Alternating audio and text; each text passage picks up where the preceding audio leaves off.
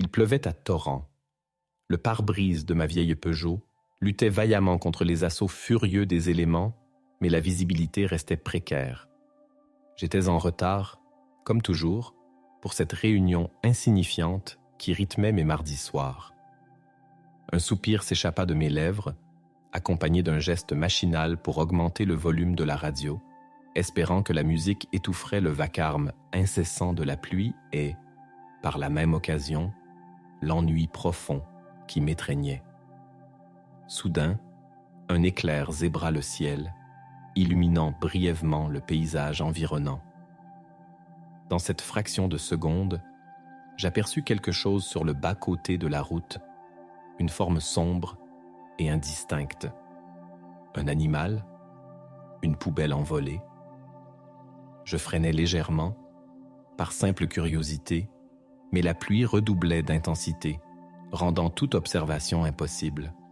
Je me dis que ce n'était probablement rien et que mon imagination, exacerbée par la solitude et la fatigue, me jouait des tours. Après tout, cette route de campagne, sinueuse et déserte à cette heure tardive, avait toujours eu un effet étrange sur moi, me plongeant dans une mélancolie diffuse et une légère appréhension. Je repris ma vitesse, accélérant pour rattraper le temps perdu. La réunion, chez Madame Dubois, la présidente de l'association des parents d'élèves, promettait d'être aussi soporifique que les précédentes.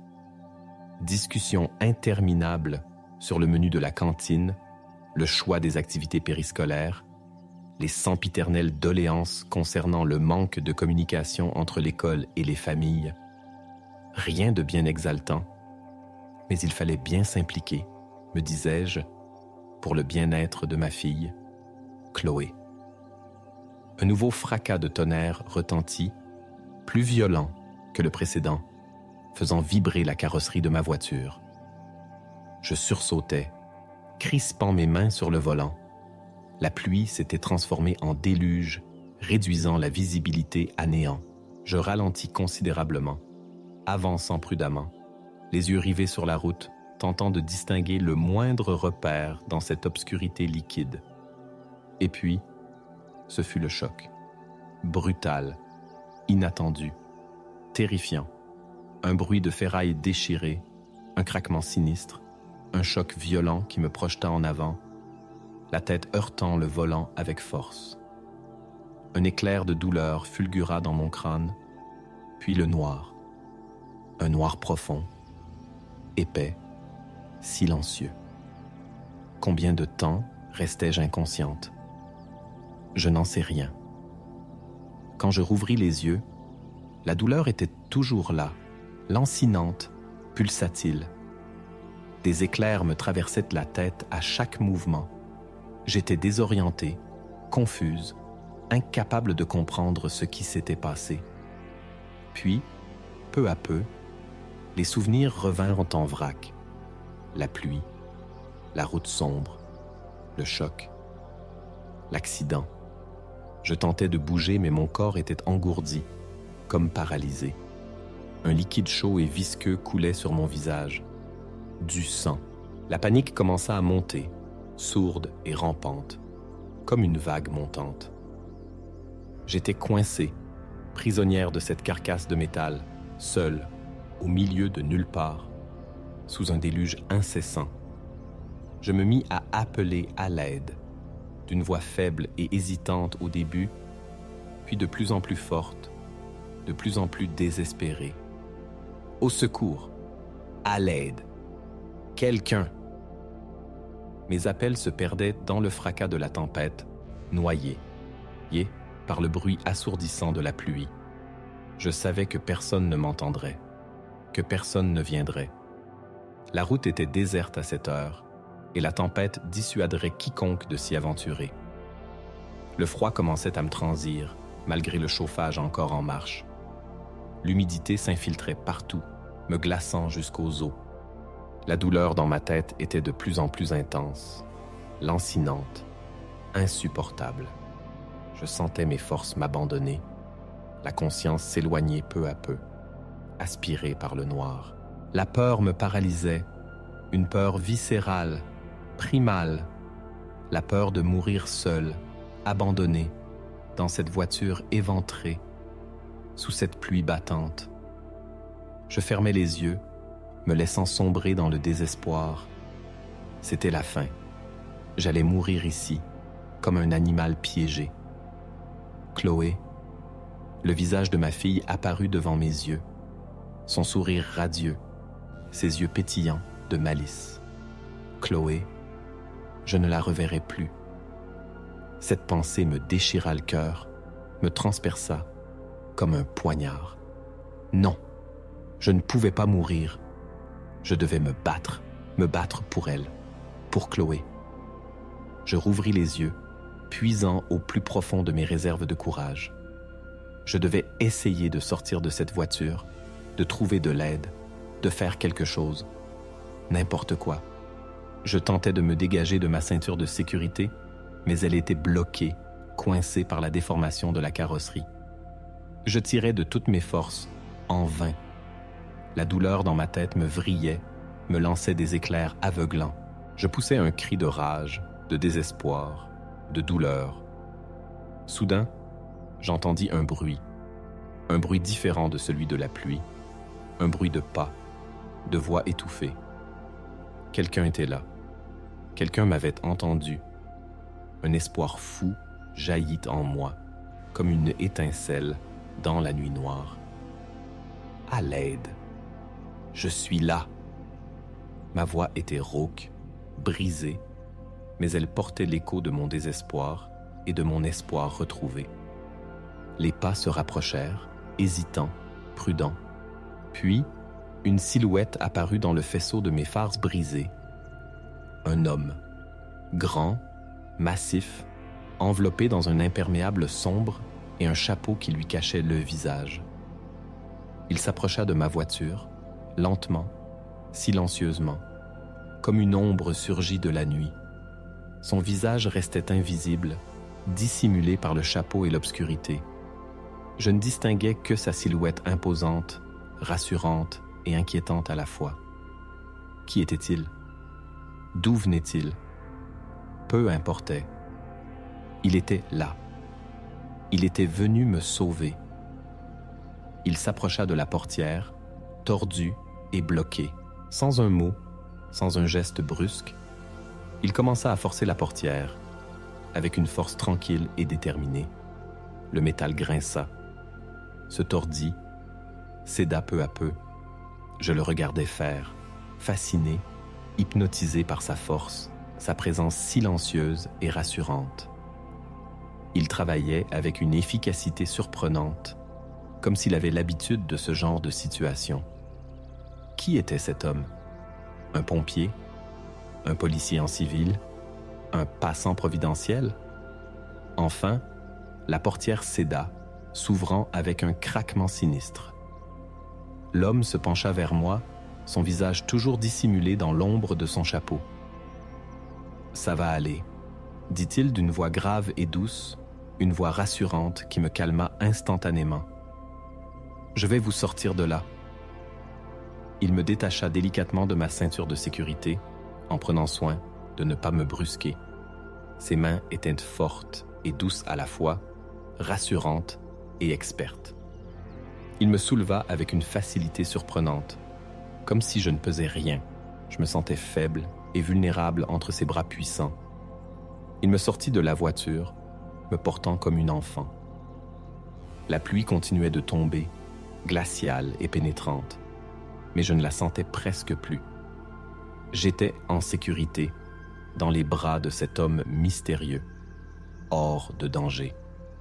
Il me déposa délicatement sur le bas-côté de la route, à l'abri relatif de la pluie, sous un arbre touffu.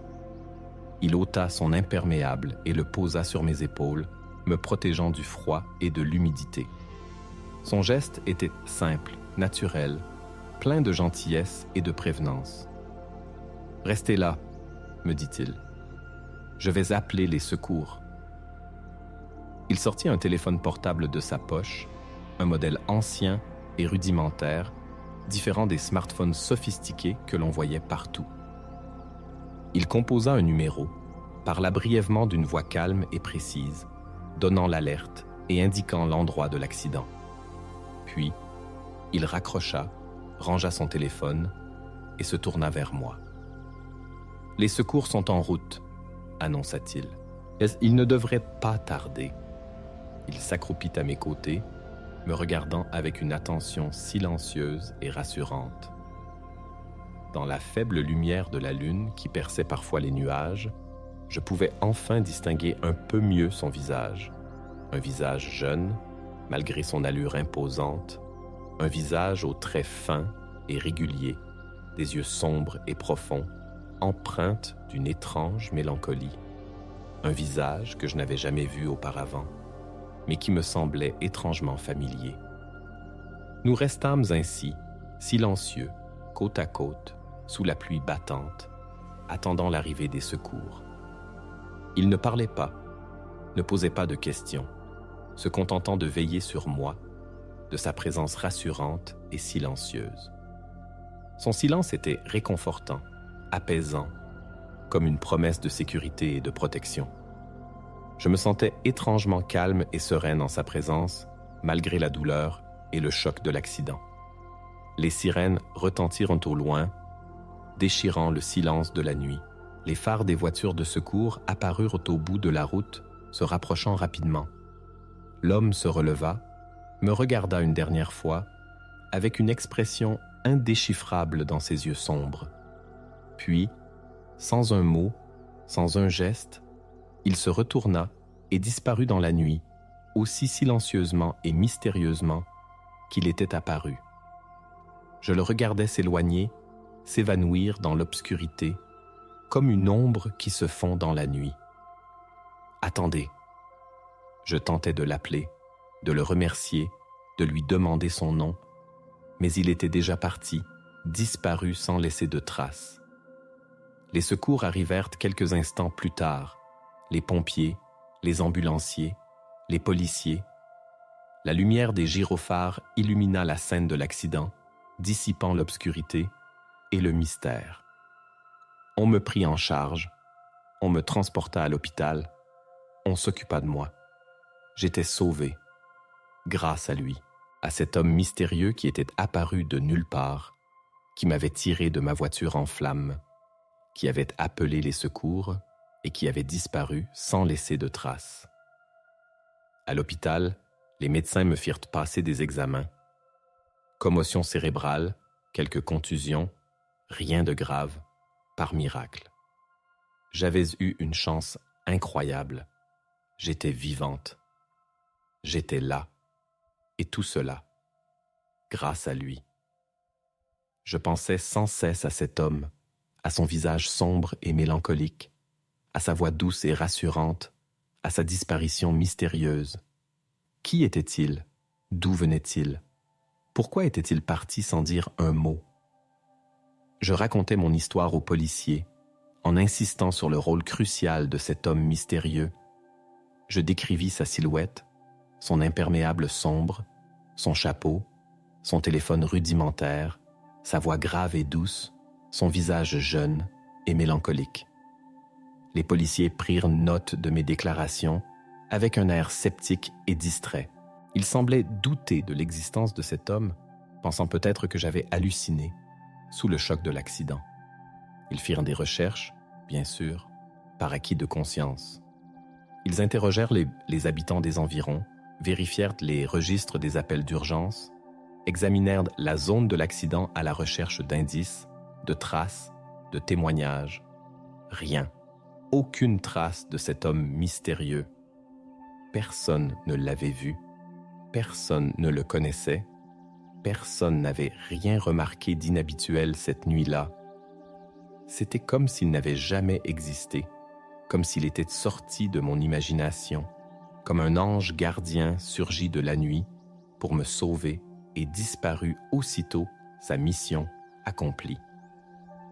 Les policiers finirent par classer l'affaire, faute d'éléments concrets.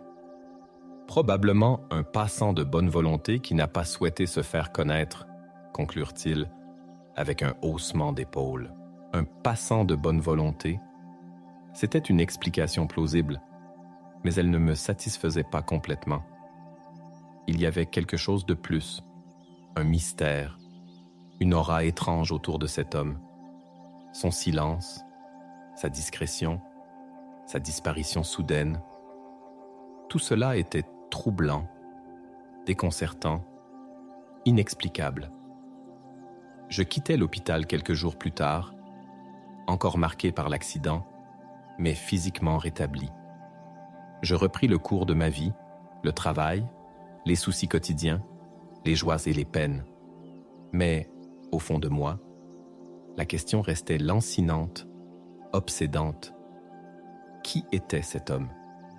Pourquoi m'avait-il sauvé? Et pourquoi avait-il disparu sans laisser de traces? Je ne pouvais pas l'oublier.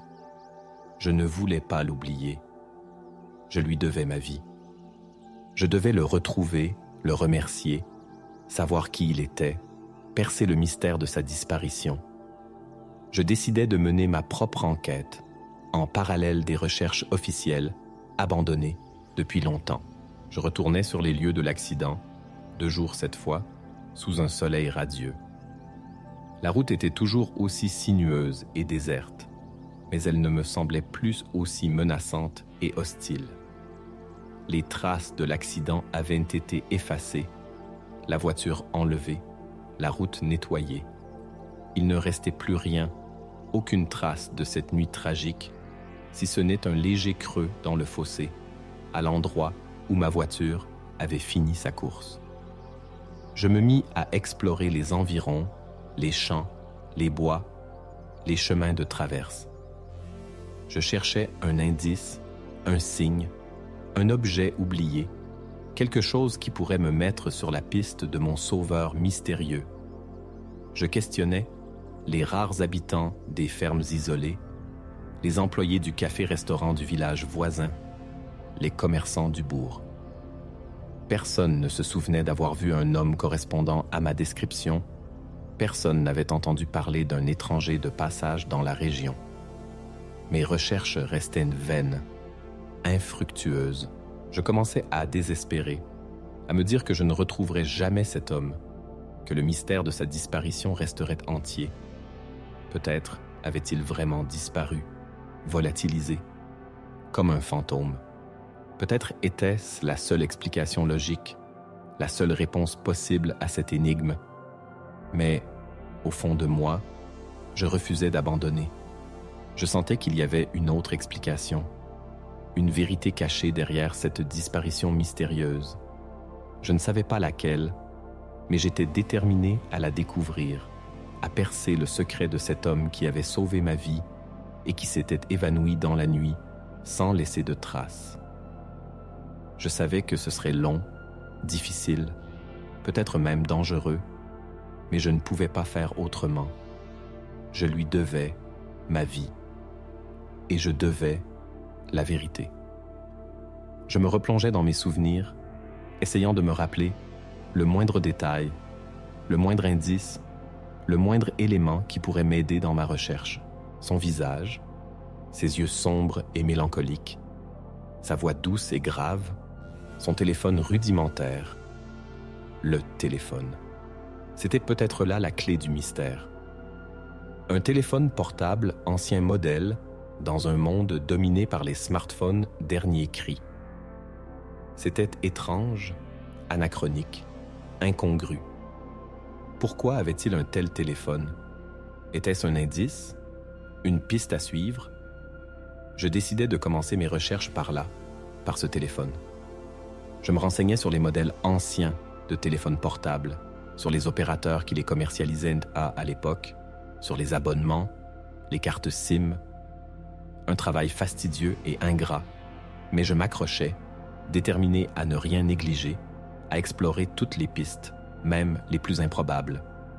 Je passais des heures sur Internet, à consulter des forums spécialisés, des sites d'enchères, des catalogues de téléphones anciens. Je découvris qu'il existait toute une communauté de passionnés de téléphones vintage, des collectionneurs, des nostalgiques, des experts en technologie obsolète. Je me mis en contact avec certains d'entre eux, leur envoyant des photos de modèles anciens, leur demandant des conseils, des informations, des pistes de recherche. un collectionneur passionné, un certain Monsieur Dubois, m'apporta une aide précieuse. Après avoir examiné attentivement mes descriptions, il identifia le modèle de téléphone que j'avais vu entre les mains de mon sauveur.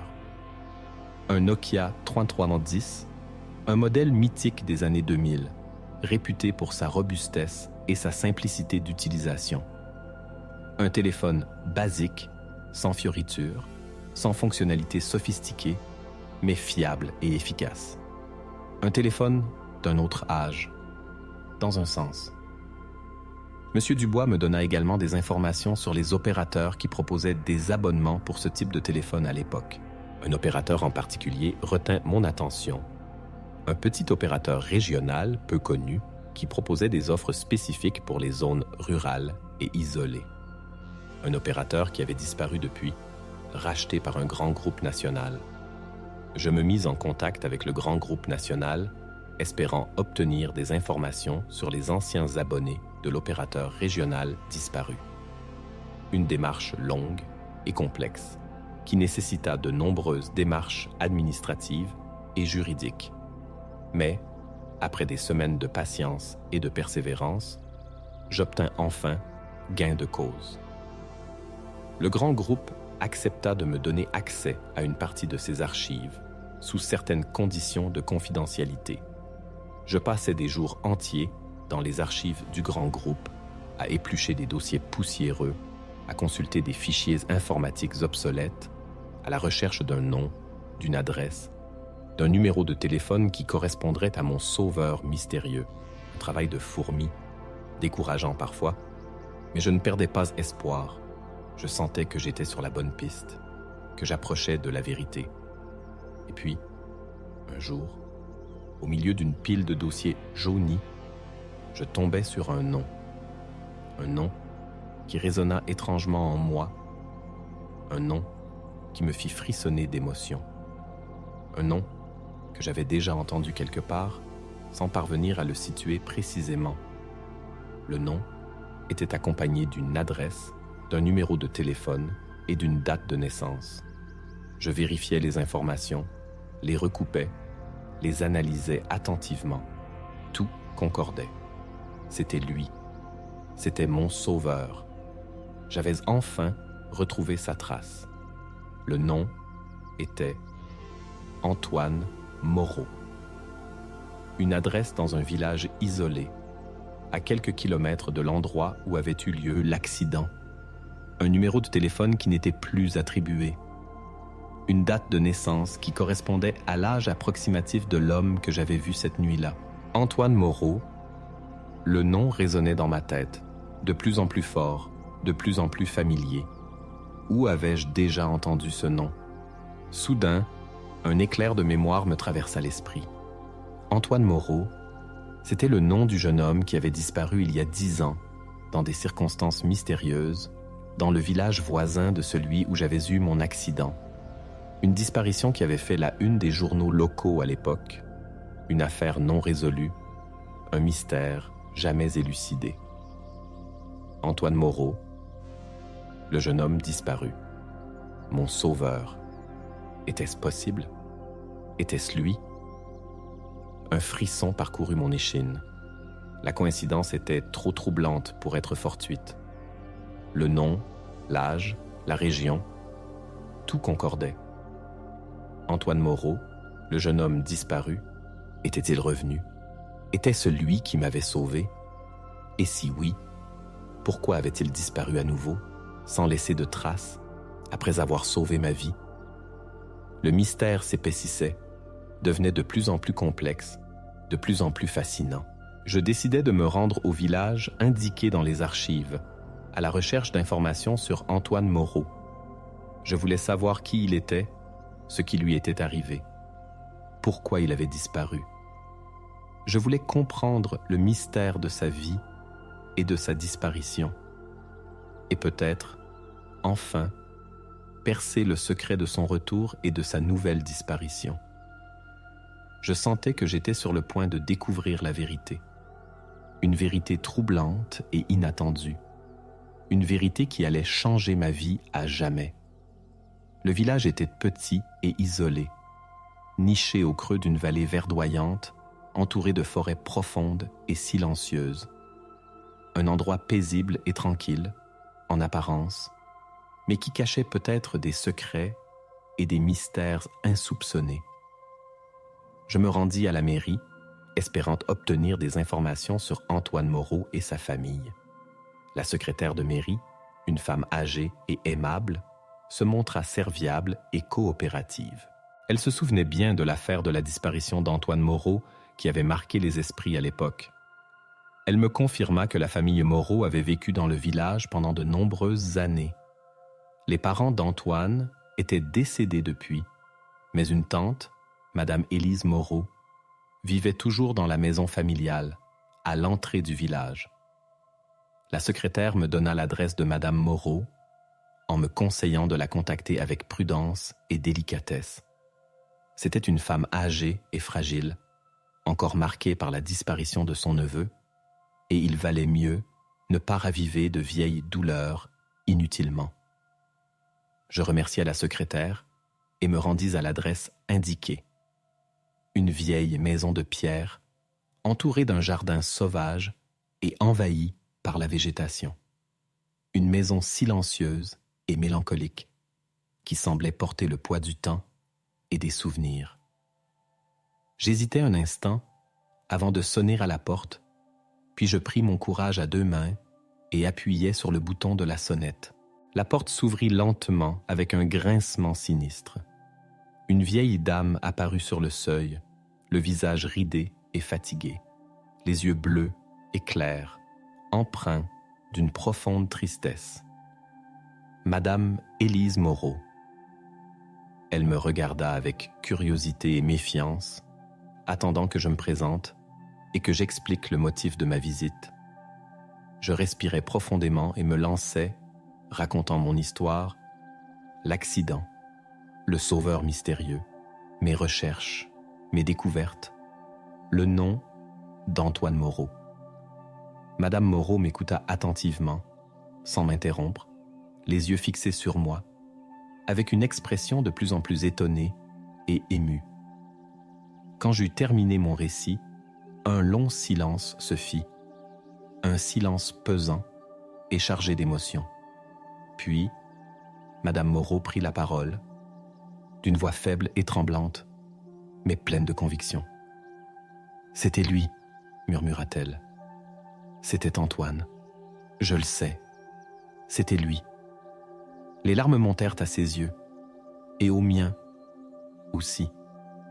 L'émotion était palpable, intense, bouleversante.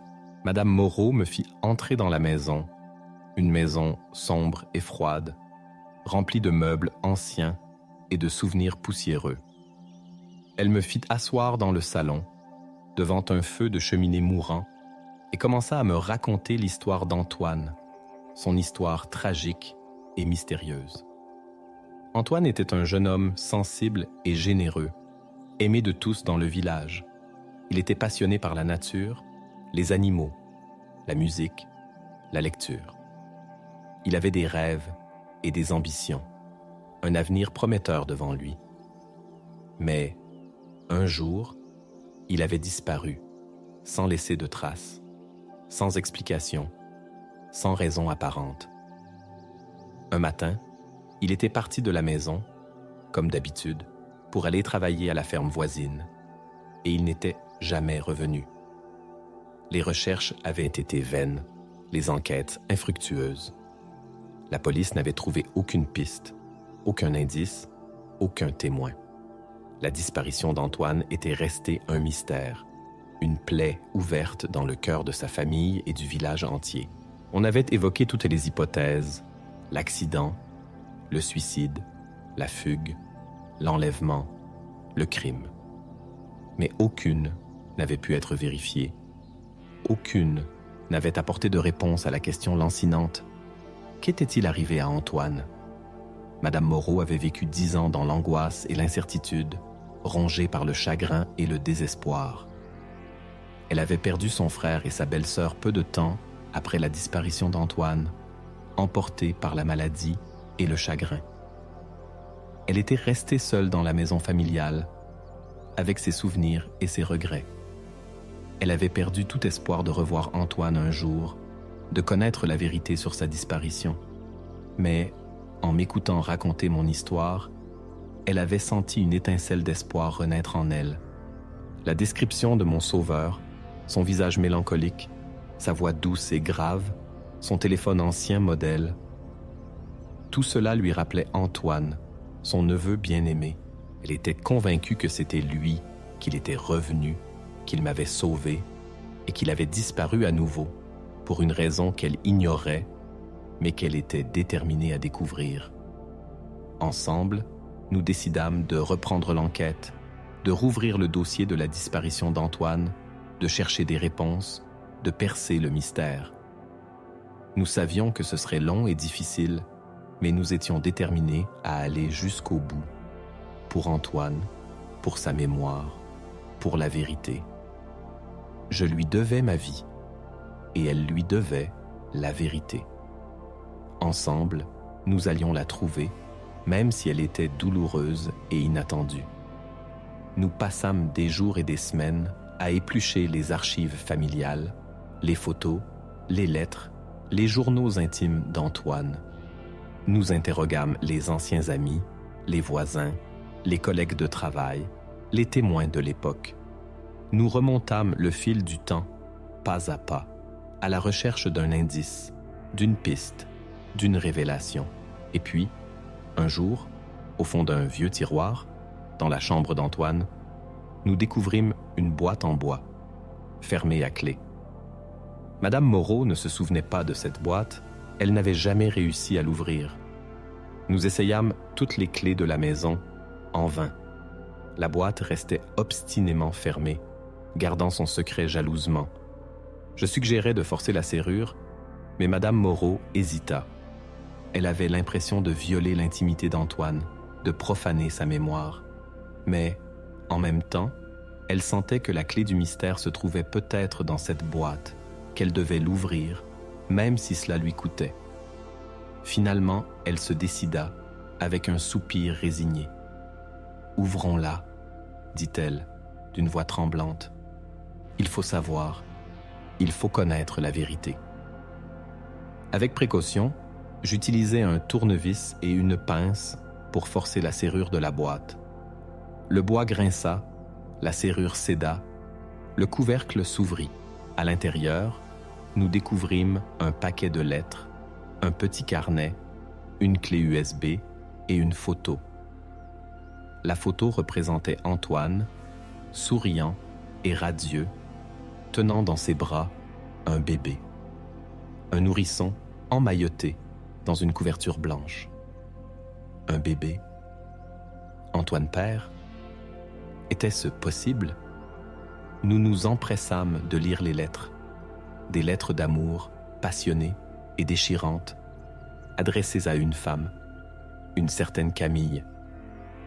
Des lettres qui révélaient une histoire d'amour secrète et interdite, une liaison clandestine et passionnée.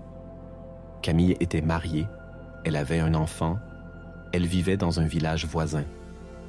Antoine et Camille s'aimaient d'un amour fou, mais leur relation était impossible, condamnée d'avance.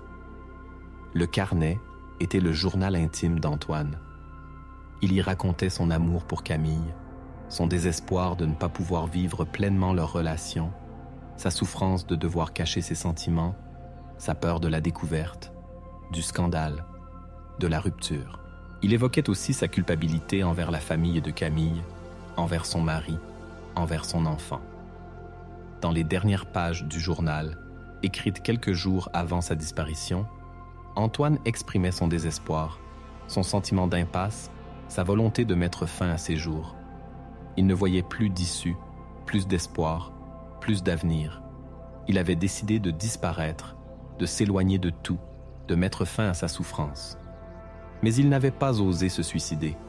Il avait préféré disparaître, s'évanouir dans la nature, laisser derrière lui le mystère et le silence. La clé USB contenait un seul fichier, un fichier vidéo.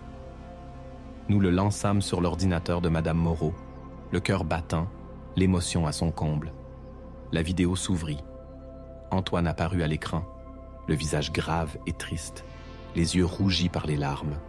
Il s'adressa directement à nous, à sa tante, à Camille, à tous ceux qui l'avaient aimé et qui s'étaient inquiétés de sa disparition.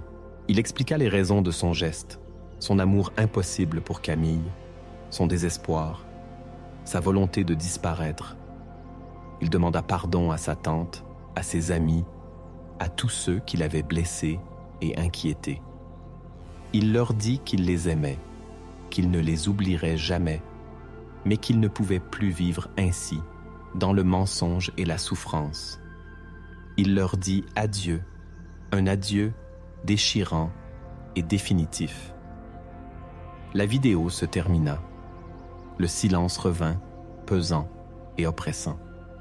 Les larmes coulaient sur nos visages, des larmes de tristesse, de douleur, de soulagement aussi. Nous avions enfin la réponse, la vérité sur la disparition d'Antoine, une vérité tragique et douloureuse, mais une vérité enfin. Antoine ne s'était pas suicidé. Il n'avait pas été enlevé. Il n'avait pas été victime d'un accident. Il avait choisi de disparaître, de s'éloigner, de vivre une autre vie, loin de son passé, loin de ses souffrances. Mais, alors, pourquoi était-il revenu? Pourquoi m'avait-il sauvé? Et pourquoi avait-il disparu à nouveau? Le mystère restait entier, mais nous avions maintenant une piste, une direction à suivre. La photo du bébé. Camille. Peut-être la réponse se trouvait-elle là, dans le passé d'Antoine et de Camille, dans leur histoire d'amour impossible et déchirante. Peut-être Antoine était-il revenu pour Camille ou pour son enfant. Peut-être m'avait-il sauvé par hasard, par instinct, par bonté d'âme. Et peut-être avait-il disparu à nouveau pour protéger son secret, pour ne pas être retrouvé, pour ne pas perturber sa nouvelle vie. Je décidai de retrouver Camille, de lui parler, de lui raconter mon histoire, de lui montrer la photo, les lettres, le journal d'Antoine, la vidéo. Peut-être elle saurait, peut-être elle comprendrait, peut-être elle pourrait m'aider à percer le mystère de son retour et de sa disparition. Peut-être elle était la clé de toute cette histoire, la clé du secret d'Antoine. Je retrouvais facilement l'adresse de Camille grâce aux informations contenues dans les lettres d'Antoine. Elle vivait toujours dans le village voisin, mariée, avec son enfant, comme Antoine l'avait décrit dans son journal. Je me rendis chez elle, hésitante et appréhendant sa réaction. Je sonnai à la porte, le cœur battant, l'espoir et la peur mêlés dans mon âme. Une femme ouvrit la porte, une femme belle et élégante, mais marquée par la tristesse et la fatigue. Camille. Je me présentais. Je racontais mon histoire, l'accident, le sauveur mystérieux, mes recherches, mes découvertes. Antoine Moreau. Camille m'écouta avec attention, les yeux grands ouverts, l'émotion visible sur son visage. Quand je prononçai le nom d'Antoine, ses yeux s'embuèrent de larmes. Je lui montrai la photo du bébé, les lettres, le journal, la clé USB. Elle prit les objets entre ses mains, les examina avec émotion, les larmes coulant sur ses joues. Elle reconnut immédiatement l'écriture d'Antoine, son visage, son histoire. Elle se souvenait de tout, de leur amour passionné et interdit, de sa disparition, de son chagrin, de son désespoir.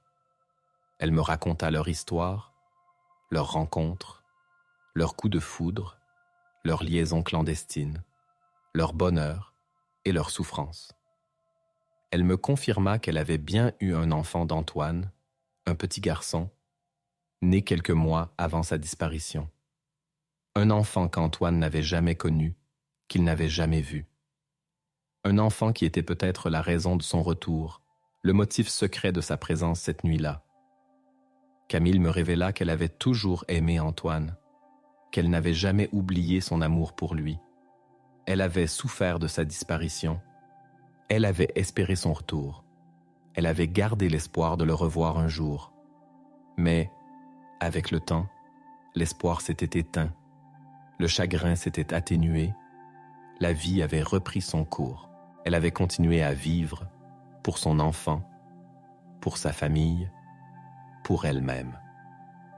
En m'écoutant raconter mon histoire, elle avait compris. Elle avait compris pourquoi Antoine était revenu, pourquoi il m'avait sauvé, pourquoi il avait disparu à nouveau. Il était revenu pour elle, pour son enfant. Il avait voulu les revoir, les approcher, veiller sur eux, sans se dévoiler, sans perturber leur vie. Il était resté caché, dans l'ombre, comme un ange gardien invisible. La nuit de l'accident, il était là, dans les environs, probablement pour observer Camille et son fils. Il avait entendu le bruit du choc, il avait vu ma voiture accidentée, il avait compris que j'étais en danger. Son instinct de sauveur avait pris le dessus. Il n'avait pas hésité, il était intervenu, il m'avait sauvé. Puis, sa mission accomplie, il avait disparu à nouveau, sans laisser de traces, fidèle à son secret, à sa nouvelle vie. Camille et moi restâmes longtemps ensemble, à parler d'Antoine, à partager nos souvenirs, nos émotions, nos larmes. Nous avions toutes les deux été touchées par sa bonté, sa générosité, son courage. Il m'avait sauvé la vie, il avait protégé Camille et son enfant, il avait agi en héros silencieux et discret. Il avait disparu sans laisser de traces, mais il avait laissé une empreinte profonde dans nos vies, une empreinte d'amour, de sacrifice et de mystère. Nous décidâmes de ne pas chercher à le retrouver, de respecter son choix, de préserver son secret. Il avait choisi de vivre dans l'ombre, de rester invisible, de veiller sur nous de loin. Nous devions accepter sa décision, la respecter, la comprendre. Il avait sauvé ma vie, puis il avait disparu sans laisser de traces. Son histoire resterait gravée dans ma mémoire comme un conte étrange et merveilleux, un conte de courage, de sacrifice et d'amour.